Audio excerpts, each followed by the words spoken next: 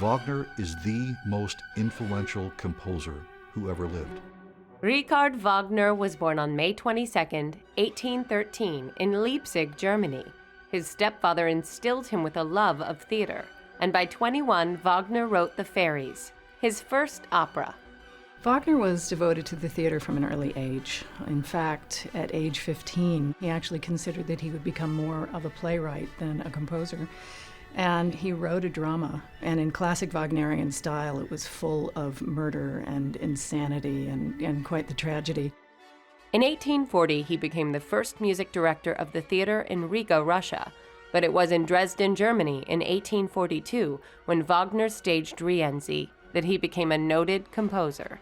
Wagner wrote a number of operas sort of to learn the trade, and one, Rienzi, had some success. But it's really with The Flying Dutchman and Tannhäuser and Lohengrin that he begins to develop a prominent career. Due to his controversial politics, Wagner was forced to leave Dresden for Zurich in 1848 and spent 12 years in exile. Wagner is justifiably known today as a racist and sort of proto-Nazi in a way. He was extremely anti-Semitic. Wagner had been, yes, a revolutionary socialist at the time of the 1848 revolution, but his later writings actually had a great influence on Hitler.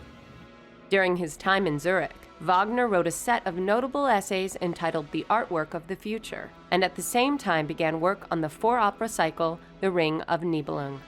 Wagner developed a concept called Gesamtkunstwerk, total artwork. His idea was to combine dance, poetry, the stagecraft of the theater, lighting, and of course, music. And through that, transcend anything that had been previously experienced before in the theater. With The Ring of the Nibelung, Wagner's musical and dramatic ideas really began to gel. Specifically, it was sort of the crowning creation of his leitmotivic technique, the method of creating a musical theme or a musical motif for every character, place, thing, event, even idea in an opera. And it was actually adopted by Hollywood in the 30s and 40s, and we see it, of course, in the John Williams scores for the Star Wars saga. During an adulterous love affair, Wagner wrote his opera of forbidden love, Tristan and Isolde, which he completed in 1859 and saw it staged 6 years later.